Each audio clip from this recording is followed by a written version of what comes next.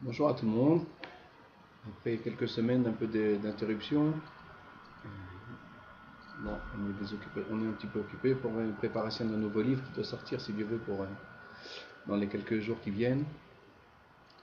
Donc ce qui m'a un petit peu pris beaucoup de temps, et donc j'ai pas pu continuer à faire ces shurim qu'on a commencé.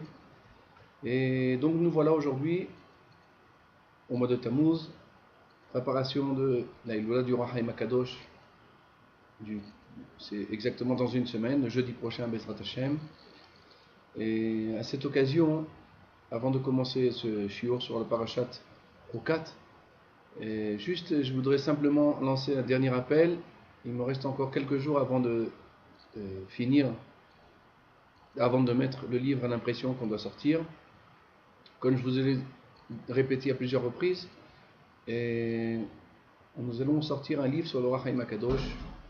C'est un condensé des écrits du Rach Haïm Akadosh, Rabbi Chaim Ben Attar, sur la Torah, sur les Chamisha Chumshe Torah, sur les 5 livres de Torah, Bereshit, Shemot, Vaikra, Bemidbar, Dvarim, avec toutes les explications du Rach Haïm en condensé. Ça veut dire d'une manière simple et claire, présentation très simple, ouverte à tous les publics, bien sûr qui ne parlent que pour l'instant en hébreu, mais le français est en cours, et Bezrat Hashem. Donc voilà, et je lance un appel, le dernier avant l'Aïloula du Rach Haïm Akadosh. Alors le livre va commencer à partir à l'imprimerie.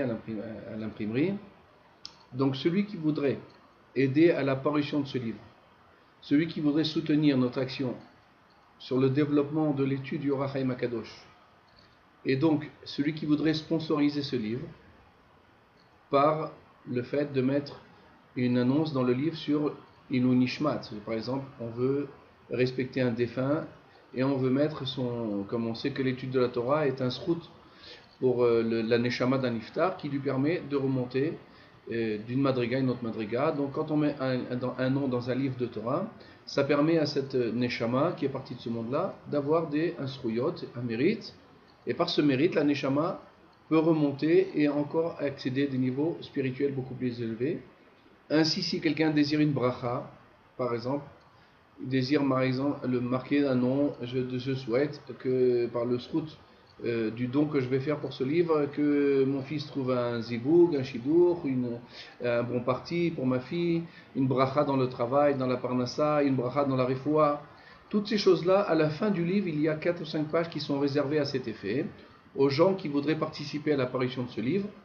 Maintenant, les tarifs sont pas trop élevés, c'est à la portée de main de tout le monde.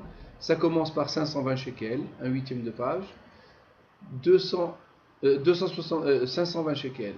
Ensuite, ça monte à 1000 shekels, celui qui veut prendre un quart de page, une demi-page 2400 et une page entière à 4800 shekels. Je parle ici en monnaie israélienne, en shkalim.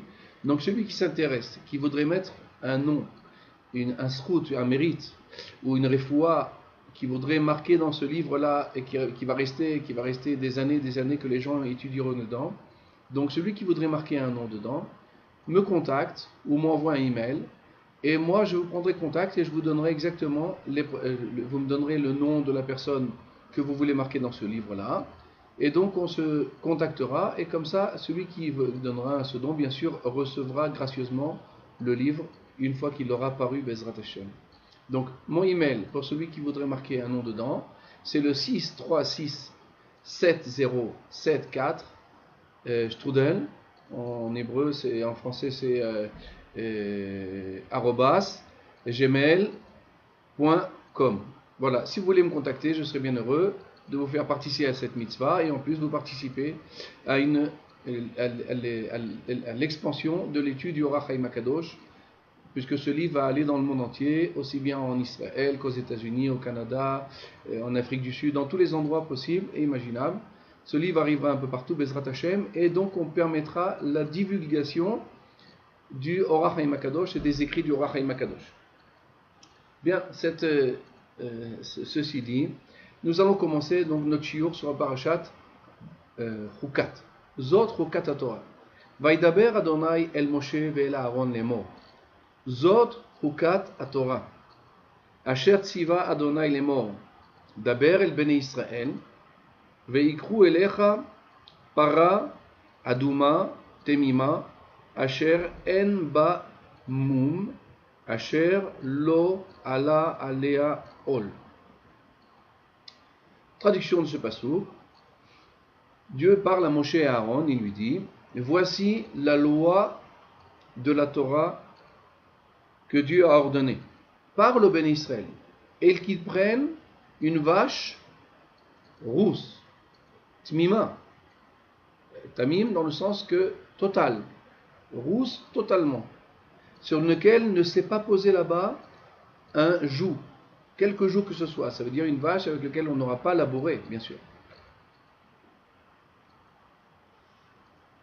La Torah va nous apprendre ici, vient nous enseigner une halakha, que lorsque quelqu'un a une impureté sur lui, vous savez, comme tout le monde le sait, bien sûr, que chez nous, le peuple d'Israël, quelqu'un qui aura touché un mort, ou bien quelqu'un qui aurait porté un mort le jour d'un enterrement, ou quelqu'un qui serait rentré dans une maison dans laquelle il y a un mort, pour venir veiller un mort par exemple, alors cette personne prend sur lui une impureté très sévère. C'est l'impureté la plus grande qu'il y a dans la Torah. Il y a plusieurs sortes de manières de s'impurifier dans la Torah. Et l'impureté d'un mort, lorsque quelqu'un touche un mort, ou bien lorsque quelqu'un se met dans une chambre dans laquelle il y a un mort, alors celui qui se trouve dans cette chambre, celui qui a touché à ce mort, devient impur. Le seul moyen de se purifier de cette impureté, c'est pas seulement d'aller au mikvé, ça ne suffit pas. Contrairement à toute autre impureté, par exemple, une femme qui a ses menstruations va tous les mois au mikvé, après ses 7 jours de purification, elle se trempe au mikvé, et à ce moment-là, elle est permise à son mari, elle devient pure. Ainsi, un homme qui aurait touché à des reptiles dont la Gemara les énonce, des lézards, des serpents, des choses comme ça, lui aussi devient impur. Comment est-ce que se purifie d'une impureté? La personne va au mikvé le soir, et tout de suite après, la personne, elle est permise. Et ainsi de suite, toutes les espèces d'impuretés qu'un homme peut avoir, on se trempe au mikvé, ou bien des fois ça peut arriver que la Torah nous demande de nous tremper dans un fleuve, dans un ruisseau, une eau qui coule, un ruisseau par exemple, ou un fleuve. Ça aussi c'est une manière de se purifier, ou dans la mer. En aucun cas on ne se purifie dans une baignoire, bien sûr, ça ne marche pas. Maintenant la Torah vient nous enseigner une halakha, vient nous enseigner des dinim au sujet d'une personne qui aurait touché un mort. Le fait d'aller au mikvé ne suffit pas. Un homme qui a touché à un mort, ou qui est rentré dans une pièce où il y avait un mort, cet homme-là ne se purifie pas en allant au mikvé, ça ne sert à rien, l'impureté ne s'en va pas. Comment cette impureté va disparaître? Lorsque on va asperger sur lui de l'eau pure, dans lequel on aura dispersé dedans les cendres d'une vache rousse. Effectivement, à l'époque du Beth Amikdash, à l'époque où il y avait le Mishkan, Moshe Rabbeinu, et ainsi à l'époque de David Ameler, Shlomo Ameler, et ainsi à l'époque du Beth Amikdash, lorsqu'on prenait les cendres d'une vache, on prenait une vache rousse, que la Torah nous donne exactement quelle sorte de vache il faut prendre, on va l'étudier ensemble. On fait brûler cette vache entièrement et on la rend de la poussière. Efer apara. On prend cette poussière, on la met dans de l'eau, maïm teorim, de l'eau pure. Et ensuite, alors il y avait un rituel d'aspersion. D'aspersion, oui. On aspergeait quelqu'un, on prenait de l'eau le 3e jour de son impureté, le 7e jour de son impureté, et on lui aspergeait sur lui de l'eau de cette para aduma. Au 3e jour et au 7e jour. Et au 7e jour, la personne se trempait au mikvé, après avoir eu son aspersion, et tout de suite après, la personne devenait pure. Une des lois de l'impureté d'un mort, par exemple, c'est qu'un homme n'a pas le droit de rentrer dans un endroit qui est saint, par exemple, au Beth Amikdash, lorsqu'il y avait le Beth Amikdash, un homme ne pouvait pas rentrer dans un endroit kadosh, comme le Beth Amikdash, en étant impur par un mort, en ayant touché un mort. De notre époque, d'ailleurs, c'est la raison, je fais une petite parenthèse, c'est la raison pour laquelle on n'a pas le droit de monter au Har HaBayit. C'est quoi le Har HaBayit? C'est les ruines du Beth Amikdash, ça veut dire de l'autre côté du Kotel. Ça veut dire rentrer dans ce qu'on appelle le Har HaBayit. C'est là où il y a actuellement la mosquée de Omar, la mosquée d'Al-Aqsa. Et là-bas, interdit à un juif de pénétrer dans cet endroit. Pourquoi? Parce qu'on est tous impurs. Nous avons tous touché un mort dans notre vie. Nous avons tous côtoyé un mort dans un enterrement, dans les shiva'ah, de quoi que ce soit. Cette impureté nous poursuit jusqu'à ce que l'on ait, Bezrat Hashem, la vache rousse. Et une fois qu'on aura cette vache rousse et on l'aura fait brûler et on aura pris ses cendres et on nous purifiera, à ce moment-là, simplement, on pourra rentrer dans le mont du temps. De notre époque, en aucun cas on ne peut monter au mont du temps. Ça, ce sont des lois qu'on apprend ici.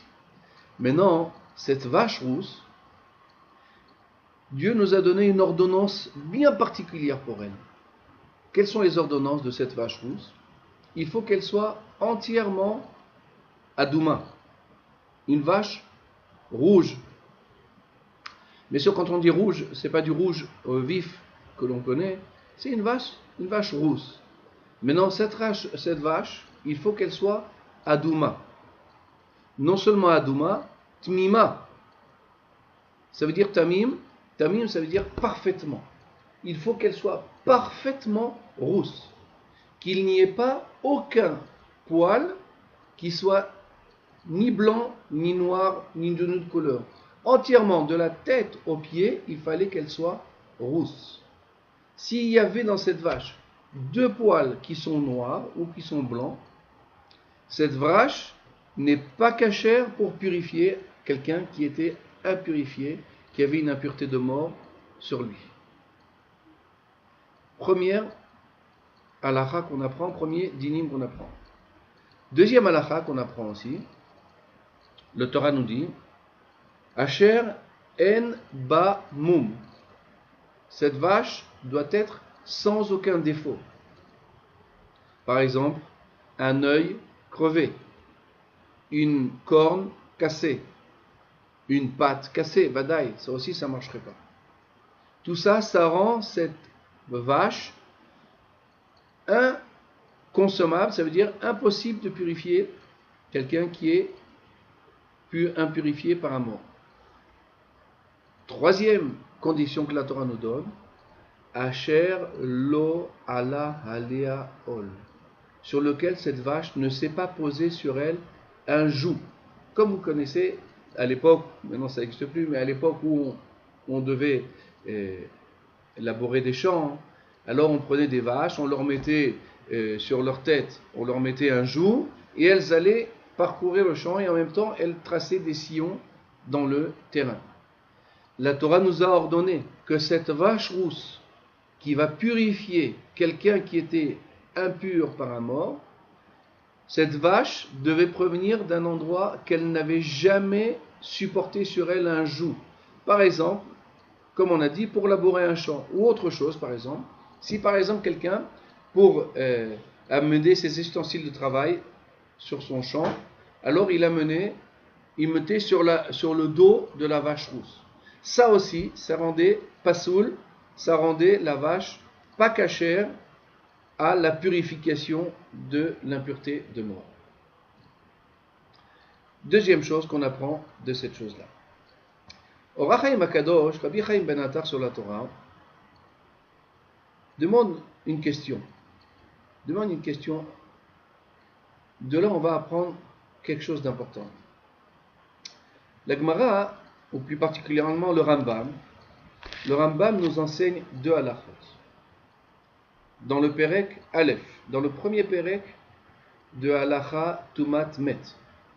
Le Rambam nous dit comme ça, dans le 12e Seif, que ça soit un mort juif ou un mort goy, celui qui le toucherait ou celui qui se trouverait dans une chambre avec un mort, aussi bien qu'il soit non-juif ou juif, celui qui se trouverait comme ça, qui aurait côtoyé un mort, devient impur.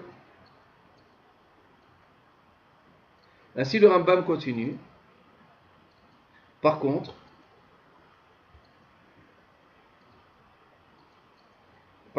excusez-moi, j'ai mal enseigné cette halakha, je me reprends tout de suite. Quelqu'un qui aurait touché un mort, aussi bien juif que non-juif, devient impur. Par contre, le Rambam continue dans la halakha suivante, la 13e halakha. Par contre, un mort goy, par exemple, le corps d'un mort qui est goy, de non-juif, et la personne est rentrée dans une chambre dans laquelle se trouve ce mort, alors ce mort-là ne rend pas impur quelqu'un qui rentrerait dans cette chambre-là. L'impureté d'un mort ne se transmet que par le toucher. Seulement si on porte un mort, ou bien si seulement on touche un mort. Mais si on se trouve dans une chambre, ou dans une maison, ou dans un bâtiment, dans lequel il y avait un mort, alors si c'est un juif, ça rend impur.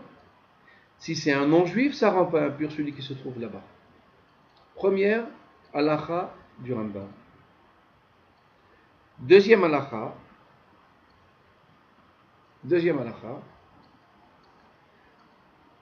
un non-juif qui aurait touché un mort, qui aurait porté un mort, qui serait rentré dans une chambre dans laquelle il y avait un mort,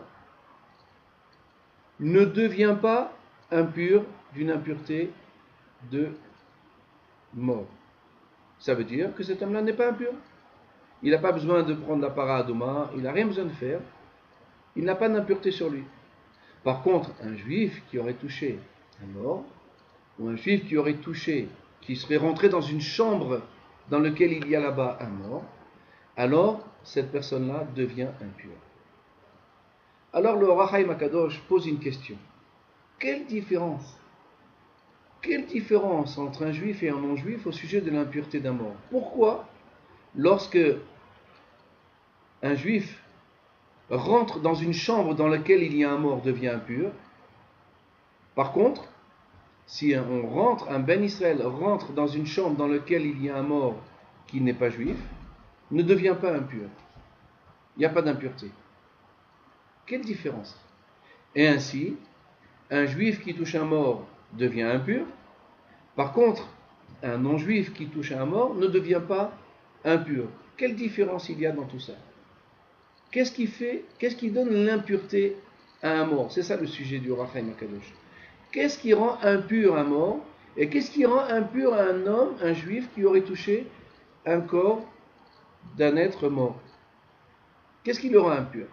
Or HaChaim HaKadosh nous enseigne cette halakha, nous enseigne ce chidouch. Il nous dit comme ça. Lorsque les Bnei Israël sont sortis d'Égypte, alors Dieu a demandé de faire le Korban Pessah, de faire le sacrifice de Pessah. Première année, on est sorti d'Égypte, alors Dieu a demandé de faire le sacrifice de Pessah. Sacrifice de Pessah, c'était le 14 Nissan. Avant de sortir d'Égypte, Dieu il a dit, vous allez prendre un keves, vous allez prendre un agneau, vous allez l'égorger, et vous allez prendre le sang que vous allez mettre sur vos portes, et après avec ça vous allez faire un sacrifice de Pessah, Korban Pessah, et le manger, grillé, et ainsi de suite, toutes les halakhot de Korban Pessah. Or HaChaim HaKadosh fait une remarque.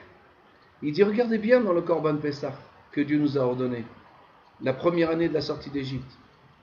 Dieu nous a demandé que quelqu'un qui n'a pas fait la circoncision n'a pas le droit de manger le Korban Pessah. Deuxième halakha, que quelqu'un qui ne fait pas partie du peuple d'Israël n'a pas le droit non plus de consommer ce Korban Pessah. Par exemple, on va prendre un cas. Le soir du Pessah, à l'époque où il y avait le Beth Amikdash, à l'époque où il y avait le Korban Pessah, on n'avait pas le droit d'inviter à notre table un non-juif pour qu'il mange ce Korban Pessah, ce sacrifice. Pourquoi? Parce que Dieu a demandé que seulement c'est une mitzvah qui appartient au peuple d'Israël. Par contre, il dit l'Or HaChaim HaKadosh, il y a une troisième halakha qui n'apparaît pas dans la Torah. Quelle est cette halakha? Que quelqu'un qui est impur, quelqu'un qui a touché un mort, la première année, le jour où les Bnei Israël sont sortis d'Égypte, Dieu n'a pas demandé que quelqu'un qui est impur ne touche pas au Korban Pessah. Alors il dit au HaChaim HaKadosh, pour quelle raison? Normalement, et ça c'est l'halakha maintenant de nos jours, lorsque le Beth Amikdash va revenir Bezrat Hashem, et à l'époque du Beth Amikdash, à l'époque du Midbar dans le désert, à l'époque de Yoshua, quand ils ont conquis Israël, quelqu'un qui était impur, qui avait touché un mort, n'avait pas le droit de manger le Korban Pessah. Parce que c'est une halakha. Quelqu'un qui est impur ne peut pas toucher le Korban Pessah. Alors il dit au HaChaim HaKadosh. Alors il dit pourquoi? Pourquoi lorsqu'on est sorti d'Égypte, Dieu ne nous a pas demandé de faire attention à cette mitzvah? Que quelqu'un qui est impur par un mort peut manger le Korban Pessah. Par contre, dans les autres années, à l'époque où il y a le Beth Amikdash, un homme impur ne pouvait pas toucher au Korban Pessah. Quelle différence entre la première année et la deuxième et la troisième et par la suite dans le désert et en Eretz Israël et le Beth Amikdash? Quelle différence? Le HaChaim HaKadosh dit quelque chose de très beau. Il nous dit comme ça. Vous savez quelle différence? C'est qu'avant que l'on est sorti d'Égypte, on n'avait pas encore reçu la Torah. On n'avait pas eu encore le don de la Torah. Par contre, dans le désert, après le don de la Torah, alors effectivement Dieu il a rajouté cette halakha. Quelqu'un qui est impur, particulièrement l'impureté d'un mort, ne pouvait pas manger le Korban Pessah. C'est pour cela le Chumash, la Torah nous apprend que celui qui était impur, une impureté de mort, alors ne pouvait pas manger le Korban Pessah, et c'était la raison pour laquelle ceux qui portaient la tombe de Yosef, le corps de Yosef Hatzadik lorsqu'il est parti de ce monde-là, se sont plaints à Moshe Rabbeinu. Et il dit, mais nous on est impurs, mais c'est parce qu'on est obligé de le faire. Donc pourquoi on ne pourra pas le faire de Korban Pessah? Alors Dieu a donné une deuxième mitzvah, c'est ce qu'il appelle Pesach Sheni. Un mois après Pessah, il y a ce qu'on appelle Pesach Sheni, ça veut dire un remplacement. Quelqu'un qui aurait été impur le jour de Pessah, alors cet homme-là a encore un moyen de rattraper ce qu'il a perdu. C'est qu'un mois après, donc il aura tout fait pour se purifier, alors Dieu permettra de faire un deuxième sacrifice qui s'appelle Pesach Sheni. Donc on apprend de là que tant que l'on n'avait pas reçu la Torah, on n'avait pas d'impureté sur nous. Dès qu'on a reçu la Torah, on est devenu impur. Alors, HaChaim HaKadosh dit, quelle différence? Alors, de là, on apprend ce que le HaChaim va nous enseigner. Vous savez pourquoi, lorsqu'un juif est impur, lorsqu'il a touché à un mort, pourquoi? Parce que la différence entre un juif et un non-juif, c'est que la âme Israël a reçu sur lui le joug de la Torah.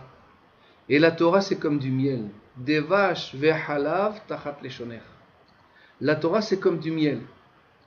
Et c'est connu qu'un pot de miel, il attire toutes les abeilles et toutes les petites bêtes. Tout va venir. Laissez un petit peu traîner du sucre ou quelque chose de matok sur un endroit quelque part. Hop, toutes les petites bêtes vont venir.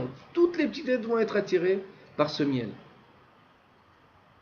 Par contre, tu prends quelque chose, des excréments, des ordures ménagères, tu les peux laisser dans la rue, il ne va pas y avoir un attroupement de petits insectes, de mouches, d'abeilles et de choses comme ça qui vont venir autour d'elle. Il dit au HaChaim HaKadosh, c'est la même chose. Am Israël, avant qu'ils reçoivent la Torah, alors les forces de l'impureté n'étaient pas attirées par eux.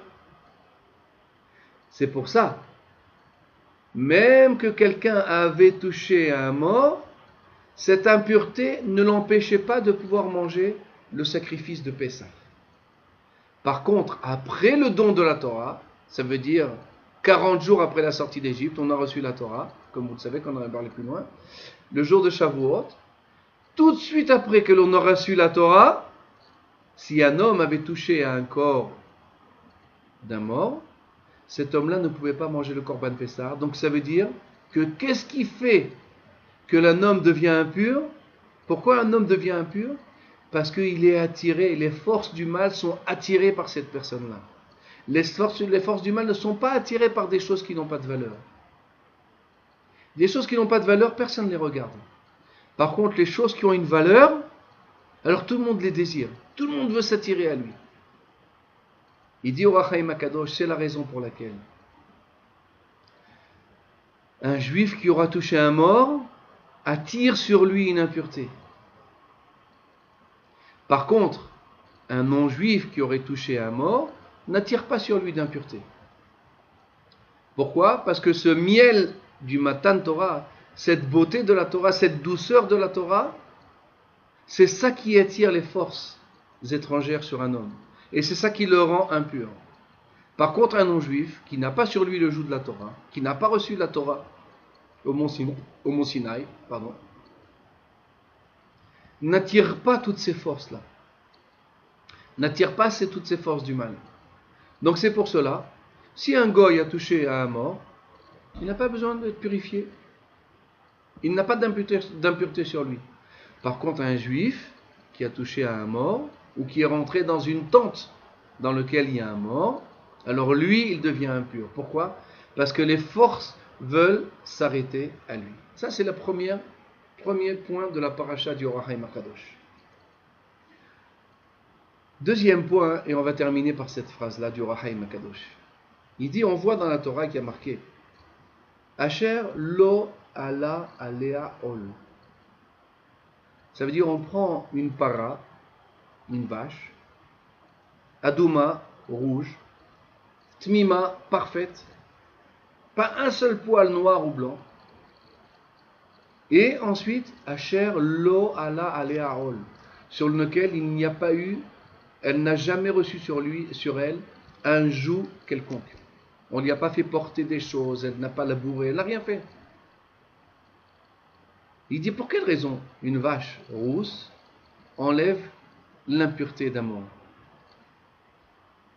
Alors bien sûr, on ne peut pas comprendre, c'est des choses, la para adouma, hein, il y a marqué, Erkami, j'ai essayé de la comprendre, Verechoka mimeni, Shlomo HaMelech, l'homme le plus sage du monde, celui qui connaissait la sagesse du monde entier, il savait parler aux animaux, il a dit sur la vache rousse, il y a quelque chose, c'est pas une mitzvah que l'on peut comprendre, c'est un chok.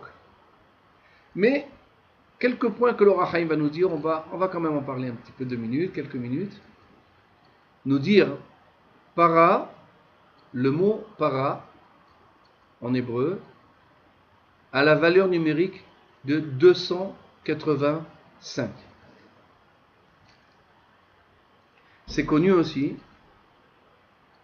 que les dinim, ça veut dire, en français, comment on va dire des dinim? Quelqu'un qui a sur lui des dinim, ça veut dire par exemple, il a des jugements sur lui, il a fait des choses pas bien, donc il a des choses il a des accusateurs sur lui, il a des dinim, c'est comme des accusateurs. Un homme qui a des accusateurs sur lui, c'est quelqu'un, par exemple, il va faire quelque chose et ça va pas réussir. Par exemple, quelqu'un qui a une maladie, c'est parce qu'il a un accusateur, un ange accusateur sur lui. Alors il y a 285 sortes d'accusateurs dans les mondes supérieurs. Quelqu'un qui est mort, il est mort parce qu'il a passé un beddin. Parce que dans les Shamaïm, on l'a jugé, on a dit cet homme-là, ça y est, il doit partir de ce monde-là. C'est arrivé son zman. Donc encore une fois, c'est parce qu'il y a des jugements sur lui, il y a des dinim. Alors Dieu, il a dit, vous allez prendre une vache, para, qui signifie 285 dinim, 285 sortes de jugements. Vous allez prendre une vache qui soit rouge. Le rouge, dans la Torah, par exemple, le rouge, ça représente les dinim. C'est comme le sang. Oui, le sang, c'est une impureté. Le sang c'est dur, c'est rigueur, c'est de la rigueur. Le blanc c'est le contraire, c'est le chesed. Pour ça, le jour de Kippour, Dieu il pardonne nos péchés qui étaient comme du sang, comme du pourpre, et il les a rendus blancs comme la neige. Donc le rouge, ça représente les dinim, ça représente les gvorot, les difficultés, et le blanc le contraire. Donc Dieu nous a dit, vous allez prendre une vache qui représente 285 dinim, qui soit rousse, rouge entièrement, c'est-à-dire c'est encore une fois des dinim, et sur lequel elle n'a pas eu un joug divin, elle n'a pas eu un joug, excusez-moi, un joug quelconque, elle n'a pas travaillé, elle n'a pas eu de difficulté sur sa tête. Et cette vache-là, vous allez la brûler. Le feu encore, ça représente des dinim, ça représente encore, le feu ça brûle, le feu c'est le contraire de l'eau, l'eau ça vient éteindre le feu. Le feu c'est quelque chose qui brûle, quelque chose qui représente le jugement, quelqu'un que Dieu préserve, c'est des mauvaises choses le feu, ça brûle. Et tout ça, pourquoi il nous dit tout ça l'Or HaChaim HaKadosh? Pour nous dire, un homme qui est mort, une impureté d'un mort, quelqu'un qui a touché un mort, c'est comme s'il a pris sur lui des dinim, il a pris sur lui des jugements. C'est comme s'il a une impureté, cette impureté à lui, cette impureté-là, elle va l'accuser, elle va lui faire des accusateurs sur lui. Alors Dieu nous demande, prenez cette vache, brûlez-la, rendez-la en cendres toute petite, et vous allez l'asperger sur cet homme-là qui a sur lui des dinim, qui a sur lui des jugements. Et par le fait que vous allez lui mettre cette eau pure sur lui, alors les dinim qu'il a sur lui, l'impureté qu'il a sur lui va partir. Alors Rahim dit, avracha, c'est quoi avracha dans le sens que elles vont fuir, les impuretés vont partir de lui. Elles vont être renvoyées par les cendres de la vache rousse. Maintenant, le Rachaim, et je vais terminer par cette phrase-là, nous dit, c'est pour ça qu'on prend une vache sur laquelle elle n'a pas eu un joug divin. C'est quoi le joug? Ça représente par exemple quelqu'un, c'est les épreuves de la vie, les difficultés de la vie. Qu'un homme qui n'a pas de difficultés dans sa vie, quelqu'un qui n'a pas de problème, quelqu'un qui ne traverse pas des moments un peu difficiles, la Gemara nous dit, si par exemple quelqu'un passe 40 jours sans avoir eu une épreuve, alors il doit s'inquiéter. Pourquoi? Parce que une épreuve, ça efface les péchés d'un homme. Les difficultés qu'un homme passe, que ce soit dans la santé que Dieu préserve, dans l'argent, dans des problèmes avec des gens, quoi que ce soit, toutes les choses qui sont venues à l'encontre de la volonté d'un homme, ça s'appelle des épreuves. Ces épreuves-là, la Gemara nous dit, Isurim shel Adam, merokonim et avonotav. Ça veut dire les épreuves purifient un homme. C'est pour ça cette vache, Dieu nous a demandé, vous prenez une vache rouge pure, sur laquelle elle n'a pas eu de joug divin. Parce que dès qu'une vache, elle a pris sur elle un joug divin, un joug quelconque, on l'a fait travailler, on lui a fait porter des fardeaux, donc c'est comme si on lui a déjà enlevé les dinim qu'elle avait sur elle. Donc c'est pour ça, la Rachaim nous dit qu'il faut prendre une vache sur laquelle elle n'a pas eu un joug divin, et ce joug-là, du fait qu'elle n'a pas eu de joug, donc toutes les dinim, les jugements sont restés sur cette vache. Donc, lorsqu'on va la prendre et on va la faire brûler, alors ces dinim qui sont sur elle vont venir faire fuir les dinim qui est sur un homme qui est devenu impur par un mort. C'est la raison pour laquelle nous dit l'Or HaChaim HaKadosh qu'en prenant une vache qui n'a pas eu sur elle un joug quelconque. Et ainsi, elle pouvait purifier un homme qui était devenu impur. Nous allons nous arrêter pour ce moment-là. Et Bezrat Hashem, la seconde partie du cours, nous allons parler sur un autre sujet, au sujet de la mort de Myriam. Bezrat Hashem, on se retrouve dans quelques instants.